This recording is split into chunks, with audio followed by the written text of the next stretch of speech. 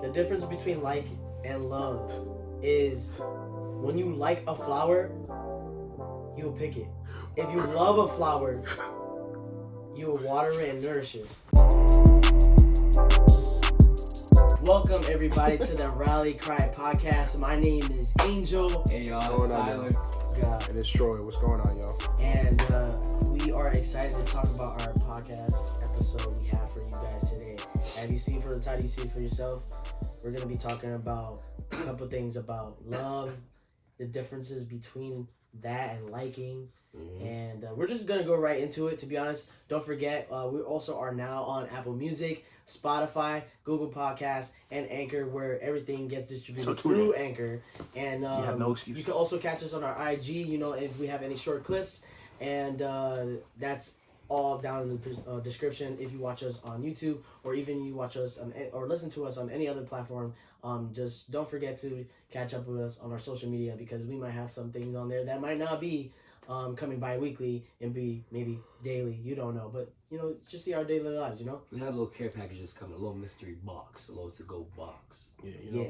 So we're gonna go right into it. Like, you know what I'm saying? Like, who want to start the first question though? Huh? I think you. That guy right there. I just want to hear my deep voice. Just say that. Just say that. I don't care about none of that. What's a good way to start? All right, I got you. I'm gonna start with the most light work. Mm-hmm. What kind of foundation is needed to make a relationship? Boundaries. Off the bat, boundaries. Yeah. Once you understand the boundaries of like your significant other, like that's the foundation, because then like their interests and their non-interests. Because the whole thing about coming into a relationship is to find out things that you do want. You know what I mean? You don't want to focus on the things you don't want, because you should already know that already. Yeah. Right. Yeah. No, that's very true, because it allows you to step with the right steps. You don't want to take a step into something and be like, oh. So you think boundaries too? Yeah, boundaries are very important. So you agree with me? Yeah, I agree. You're trying to be like me. Okay. No. Hey, you're a trendsetter. What about you? What you think? I would agree with boundaries, but also I think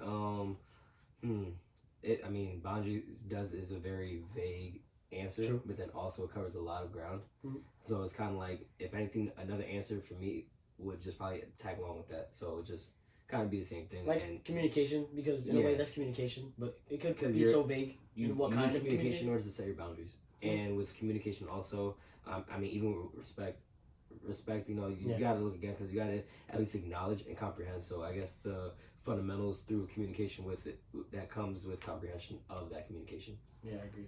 So I sprinkled that on there, but you got the entree though. All right. I got, when going into a relationship, everybody have their different approaches.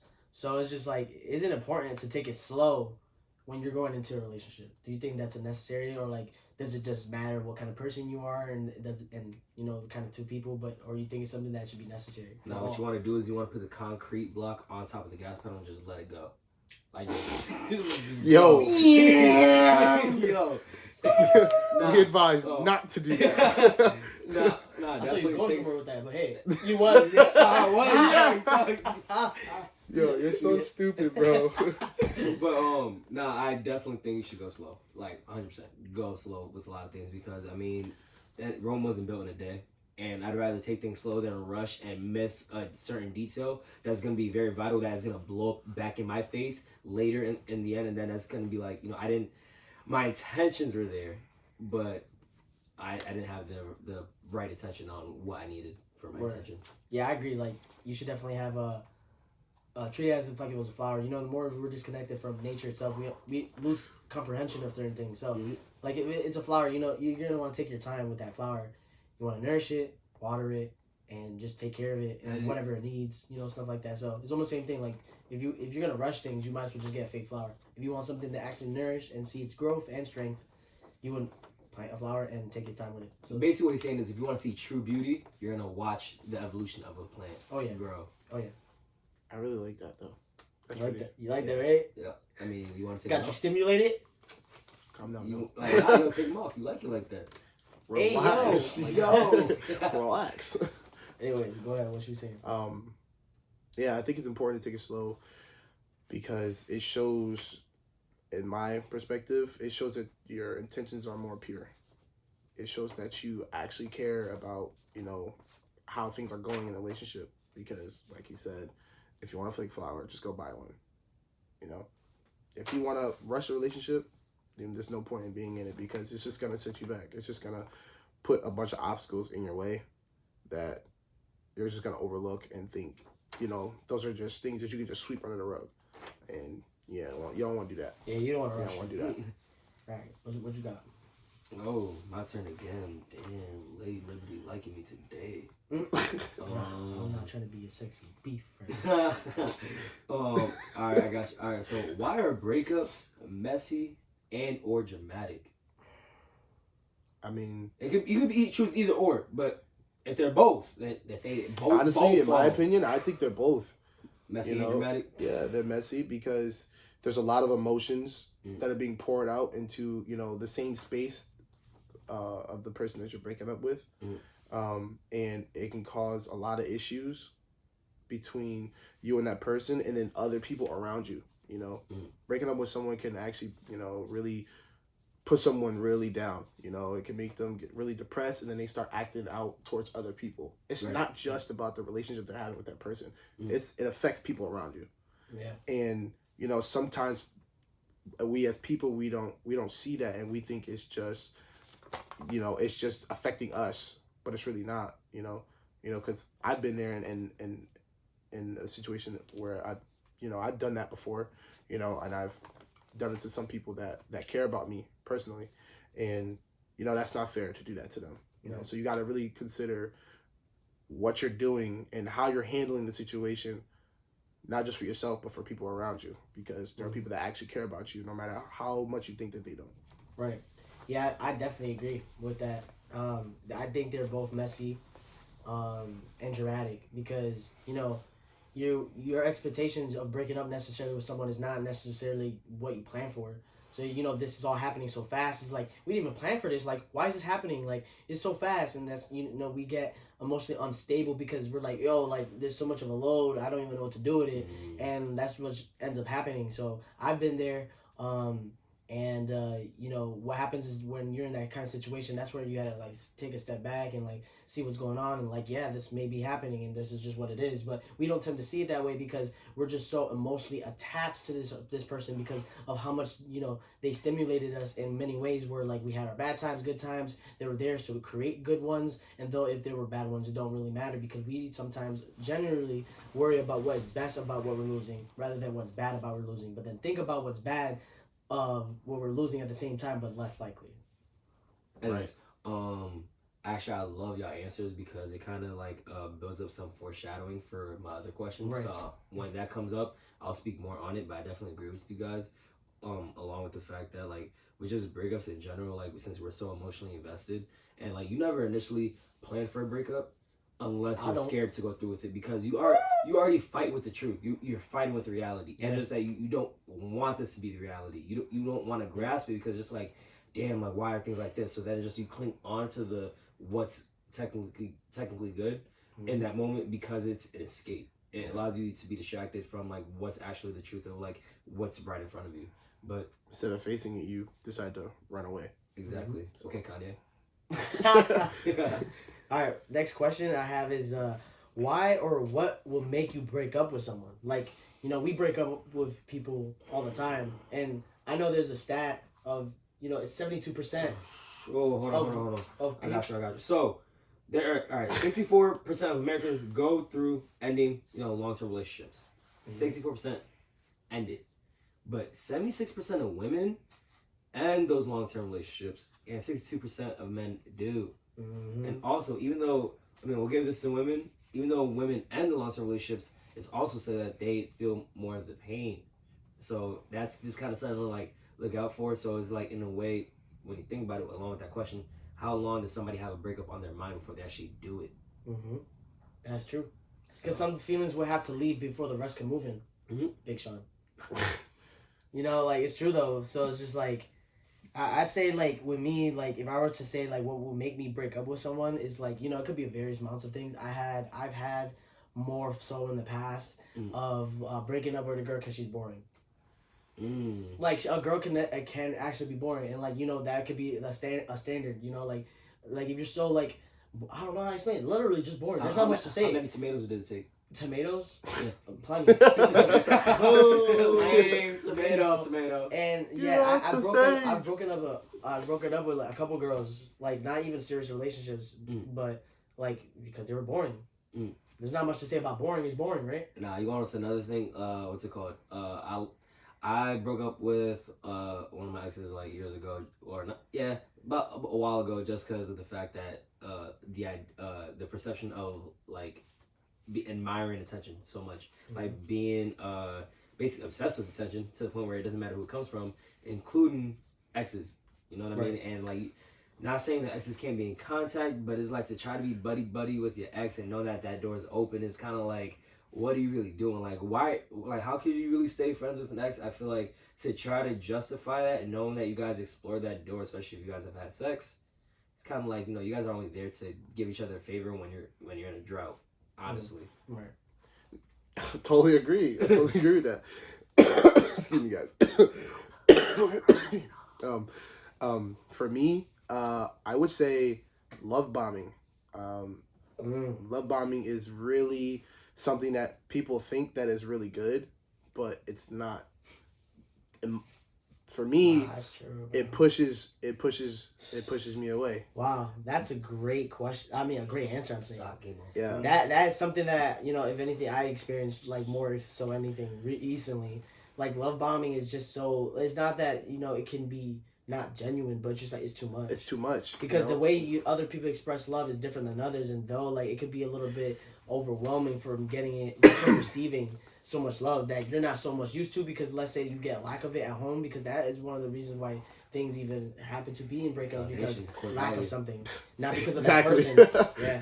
Yeah, literally. Like, a lot of times breakup happen because of the lack of somewhere, not necessarily to that person, but just initially what happens in their past, and like then how they try to find it elsewhere, childhood traumas, shit like that, you know. So they pour it on top of someone else, expecting, you know, to get that same love that they're pouring out on top of you or to someone back to them. It's basically their self-induced drug. Yeah, and it can really be something bad for a relationship, because someone could be on this level while this person is up on this level. Right. And clearly those two levels don't match. You guys got to be here together. Oh, my on fault, the same level. Oh, you talking about levels, Meek Mill? My fault. My fault. With that being said, because like, you know, what would make you break up with someone? You know, what makes you like basically scared, or, you know, don't want to make certain decisions of breaking up with them? Like, why wouldn't you want to break up with someone? Why like when you break up with someone, sometimes it doesn't take you so fast. Like, oh, I'm gonna break up with you. All right, bet I'm gonna do it today. Can I answer this? So yeah, that's fine. Okay. But yeah, like, you know, what like why would it take you so long? So, I'm gonna talk from my perspective. For me, planning to break up with someone because I was scared of the pain that would have came, not only from me but from themselves, or from the pain from the relationship. You know, separating that tie. It's something that some people can't handle, and some people, you know, which is something bad, you know, like you don't want to have this hanging over your head. Like if you break up with this person, there's going to be a lot more turmoil than there already is, that's already been created. It's a scary thing because, like I said, you don't know how the person's going to handle it. So you're looking out for their sanity. Yes, exactly. The word I was looking for. Their sanity. Yeah, and I'm illegal. I do that. I make senses, man. But yeah, you're looking out for their sanity in hopes of, you know, allowing them to have some type of peace of mind, even though you might be suffering. Right. During that time period. Yeah, I definitely think when it comes to, like, you know, making a decision like that, especially if you've been with someone for a certain amount of time that you may feel long, that is long. It's just the fact we worry so much about time because our quality is time. So as we look at that, we think of like, I don't want to lose all this quality I put into this. Yes. So and equality is something that's not just given. It takes time, right? Like same thing as nourishing a flower in your garden. Like it takes time to make that quality. You can't just get a flower and call it quality. You can't just give things and call it quality. Quality takes some time. It gets pampered. It gets attended to. You know what I mean? It takes so much time to make something that fits you. Tender, nurtured, trimmed. Right. Yeah. And it becomes a sensitive because this is something you've been like just having.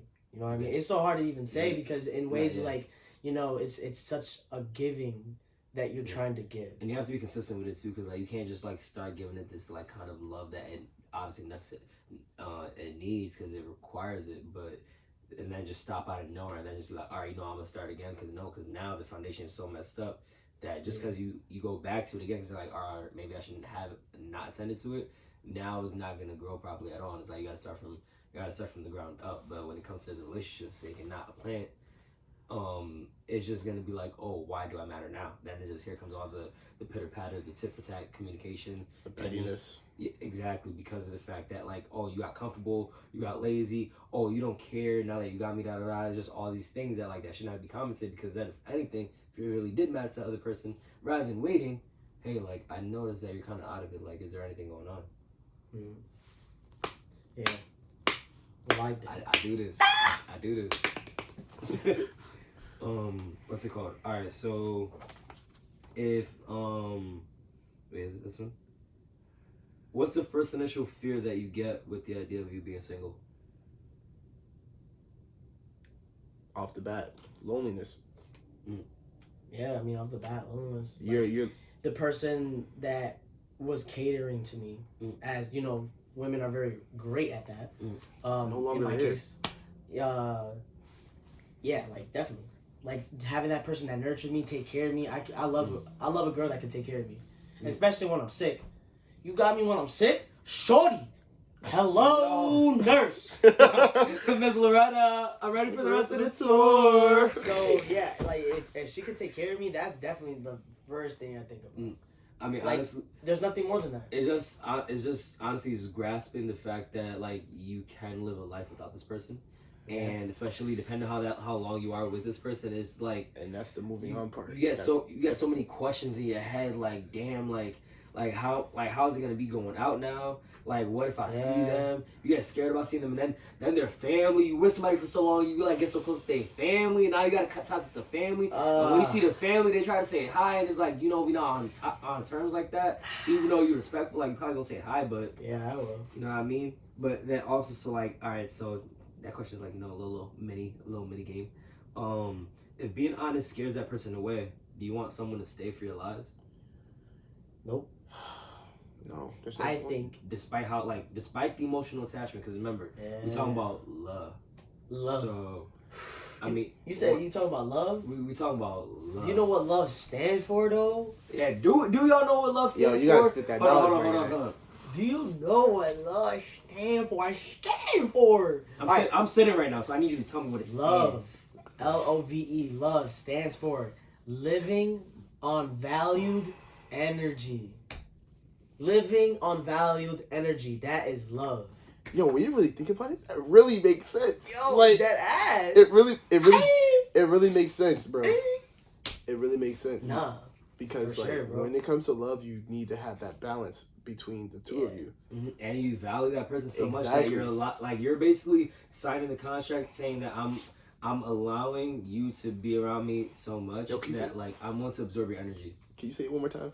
yo, you like. Can you say it one more time? Living on valued energy is love. That's what it stands for. Listen, just take the time to understand that part, and before you even try to come up with like a thesis on it, because that living on valued energy. Live around my lives and they can't take the honesty? Fuck no, because you're not accepting the truth that I would believe it, or just truth in general, because in a way, there is one truth necessarily. There could be your truth, but there is always one real truth. Right. So you gotta believe it or not. If not, you gotta go. If we're not vibrationally connected here, then what are we seeing eye to eye?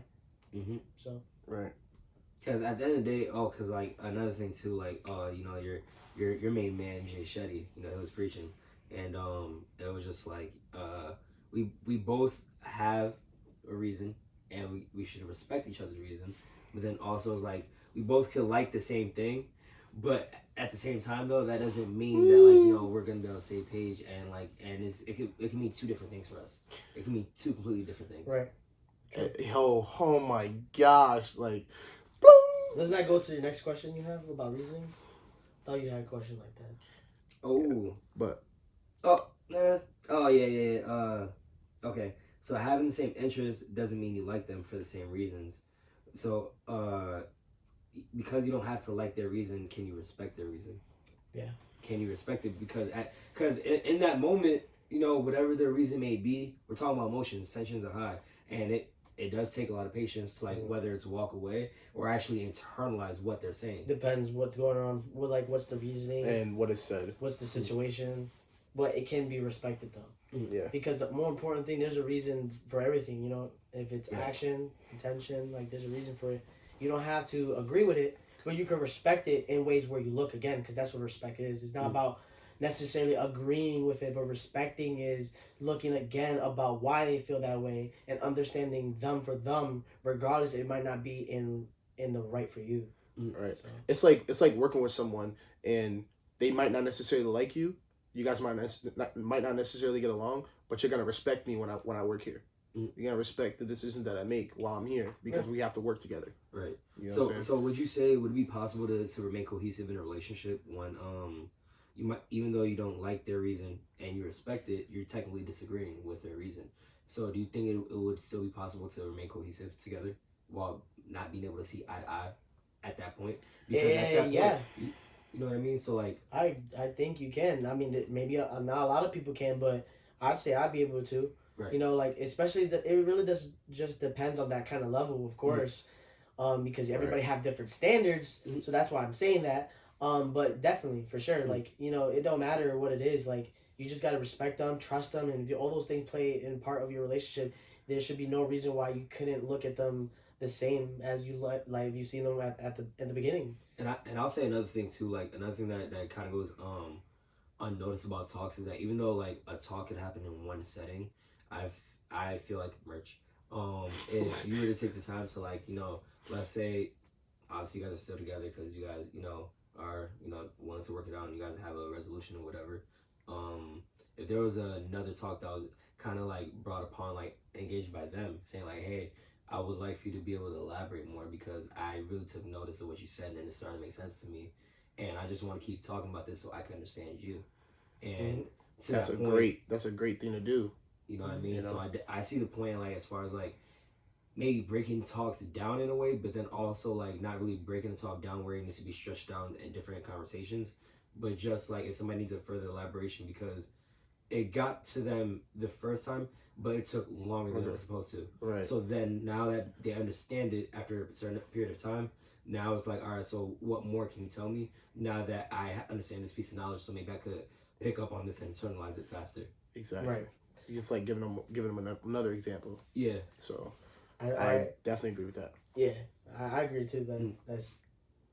Oh boy, thank you. So we're gonna end with the last question, and last question is, what is the difference between like and love? And I'm gonna answer it. I'm gonna answer it because this is a real answer. Hold on, before you answer, hold on. What is the difference between like and love? All right, y'all like that moment of silence, right? I gave y'all a moment to think about it. Y'all tried to answer. Now he gonna answer. All right, so the difference between like and love is when you like a flower, you'll pick it. If you love a flower, you'll water it and nourish it.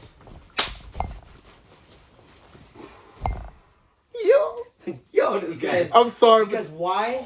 when you love something, you're giving. When you like something, you're taking. Because when I pick a flower, I'm taking. When I'm loving the flower, I'm giving. Because love is a giving. Yo, that really is like, oh. And look, with what people say about love, like if you really love something, you'll let it go. Because then if it's really meant to be, it'll come back to you. And you'll let it grow. Exactly. Therefore, and if you like something, and because with a flower, I love how he brought this up earlier. With a flower, if you just like it and you pick it, you like it for its moment, but it's basically a picture at that point. You might as well take a picture and enjoy it. Exactly, because it's gonna die. You don't love it, because if you loved it, you would have left it at its roots and what's it called? Intertwined with the earth, because that's its life source. You know what I mean? Yeah, it's gonna die, but then guess what? It's gonna grow into another beautiful flower, or then eventually grow into another beautiful garden of those flowers. Because it's learning. It's gonna learn from the past mistakes and grow into something even more beautiful. And that's why, like, the more we're disconnected from nature, the more we're disconnected from ourselves, because of how much it correlates to the way we think and just you know, our core values in life and etc. So yo, that's a really yo, that's I don't know about y'all, but that really that hit. Like, it was like we leaving y'all with some knowledge on a high note. No, Big Sean. I see what you did there. Yeah. You might want to be high for this weekend.